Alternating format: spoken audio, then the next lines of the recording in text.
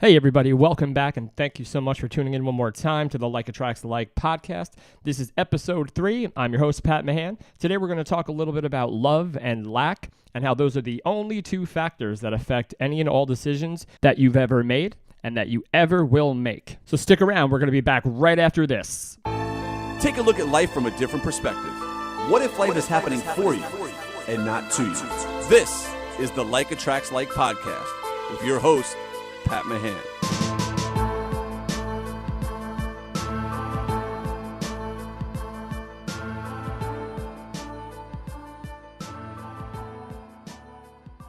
So this podcast, episode number 3, it's going to incorporate a couple different things that are pretty important, I feel, to identifying what motivates people, what motivated people in the past, and then what currently motivates people. And then the progressive shift that I see as far as this mass awakening and evolution of people's consciousness to become their best selves, the best versions of them. And I like to really break things down and take them back to the beginning stages before the human mind and ego get involved to find out what maybe the messages were at the time that we allowed our ego to take control of the situation and evolve in a materialistic state or in a state of lack versus the presence of love, which is where I believe the only two decisions on every situation lie. You either make a decision based on love from your heart, or you make a decision based on fear, which is the lack of love, and they manifest themselves in those ways. And they'll continue to manifest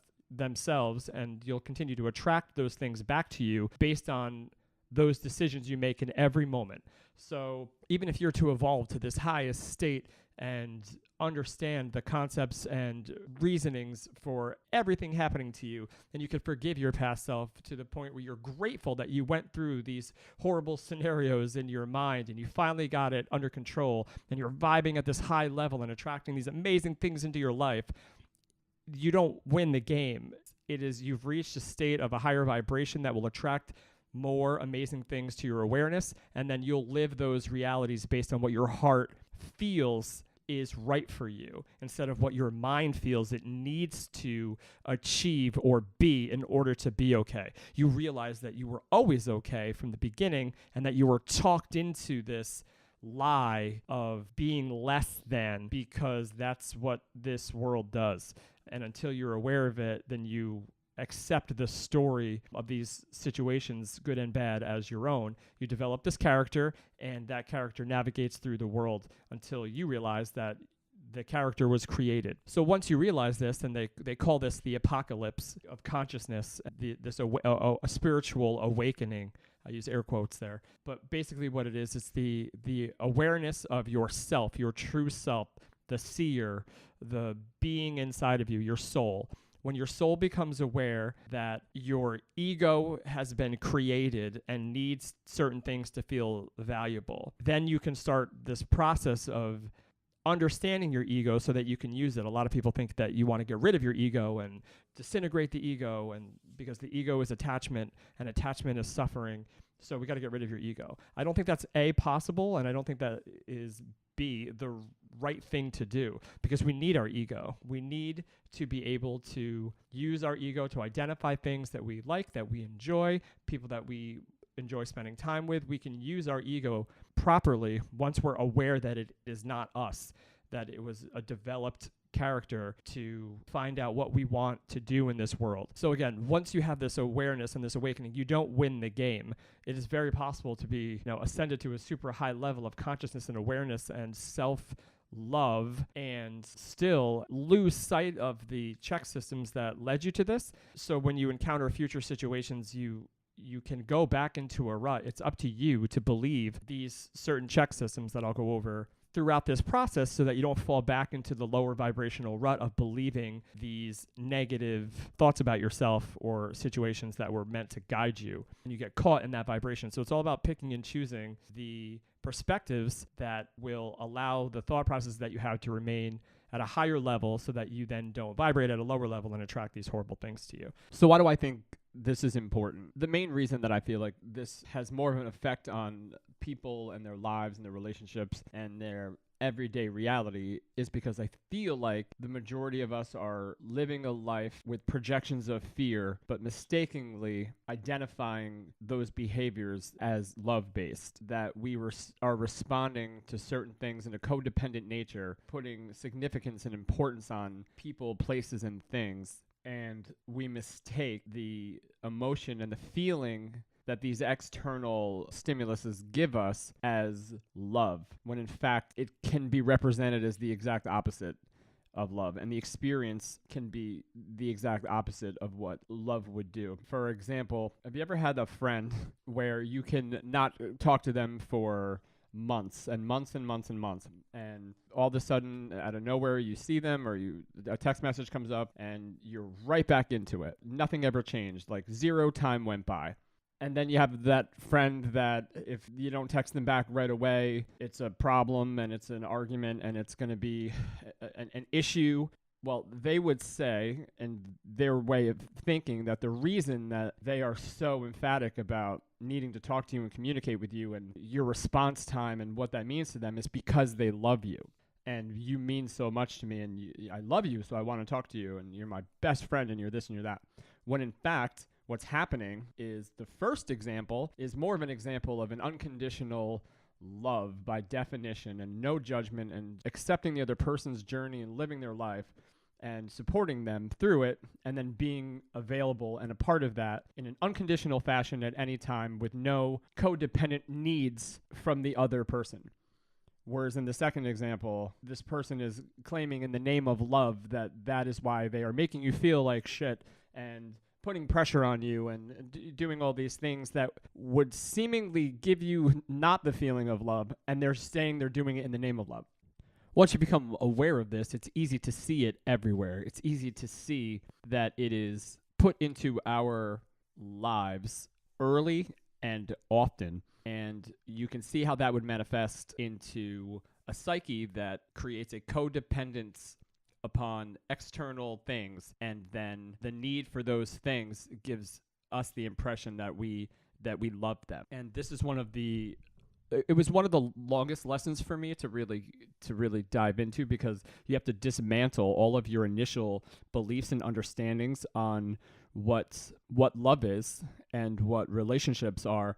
And more importantly, the main point of this episode is to identify what self-love truly is and how important it is for this process that we're talking about, in order for you to be a self-sufficient soul who can enter experiences without any need for the situation or the people in that situation to do certain things in order for you to be okay. And that's the most important point. That is why this show is important to me, because I can explain more, and I'm sure that I will, the horror stories that I have encountered in my own life from a position of lack of self-love, self-worth, self-confidence, lack of my ability, a poor self-image growing up.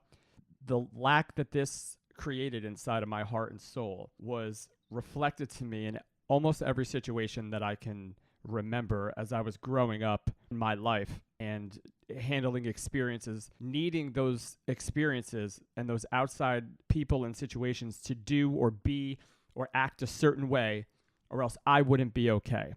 The volatility of that people experience, that being the reality, which, let's face it, it's most of us. We're brought up on the music of I'm not okay without you. If I lost you, I would lose everything, and the pain and the heartache. It's literally put into us from such an early age that you are not okay without something else. We're consumers not just of materialistic things, we're consumers of emotion. And we don't realize that the emotion and the love and the completeness of ourselves has always been. We're tricked into this experience where we're too young and not fully aware enough to question the things that are coming at us. And we look to our parents and our siblings and friends for an example as to what we're supposed to do, how we're supposed to act, and how we're supposed to respond. And everything from the TVs, shows, to the movies, to songs, all of them are saying you are not as amazing as you could be without this or without them or without this going this way. So over time, it could do nothing else but either lead to some type of a depression, because no one handles every situation amazing in the beginning, and we're supposed to evolve and learn through it. But then we get so disappointed in the process that we've had to go through that we don't allow the lessons to affect our reality in the better way now, in the moment that we have. So we get caught in this depressive state of living in the past and trying to make things different than they were, because we're upset at the version that went through it instead of allowing the lessons to kind of come through us now. And the other thing that happens is when you don't feel that you are a fully whole, perfect person who just needs to find out what they want to do and take inspired action towards it, you start living other people's expectations of where you are supposed to be at a certain point in your life. These expectations become your own, and then now it's in your own brain. It's not someone else's projection of where you're supposed to be. It is where your parents expect you to be. It's where your boyfriend or girlfriend expect you to be. It's where you adopt that as your own, and now you continuously compare the person you are in this moment to this imaginary person in the future that is not a real thing. It can't be a real thing. So we compare us to this future version of us that doesn't exist yet. And that gives us anxiety because we feel that we're further off on the path than we actually are. Because there is no path. There is no expectation. There is only literally right now. So if you are coming in the moment you are in from a place of lack, because you feel that you need other things or people or situations to be a certain way in order for you to be okay. That's what I'm trying to overcome. That's what I'm trying to get your awareness keen on. So what I'd like to leave you with as a takeaway from this episode and from this conversation is something that I feel is phenomenally important, not just to this show and to setting the groundwork for what it's going to be and represent for people that choose to listen in, but it's also one of the focal points of the mindset that I try to keep every day and the mindset that I try to inspire others to consider. Don't allow yourself to be overwhelmed or overcome by the thoughts in your head that are manipulating you to feel as though you are not enough, that you're not capable of something, that you aren't able to decide what is best for you, or that you are stuck in some type of a life situation that you can't evolve from. That voice, those voices and those thoughts have come from a lifetime of us giving our power away and losing ourselves and our dreams to a narrative that seems to be continuously reaffirming to us through our lives that we are not enough. So what I ask you to do is to write down those thoughts, look at them on a piece of paper and decide which ones are true for you, which ones represent things you could potentially evolve past, which ones are legitimate limitations that you can work on, and which ones are absolute lies and inner demons that don't serve you anymore. Separate those thoughts, and if they are lies and don't apply to you, then don't allow yourself to repeat them.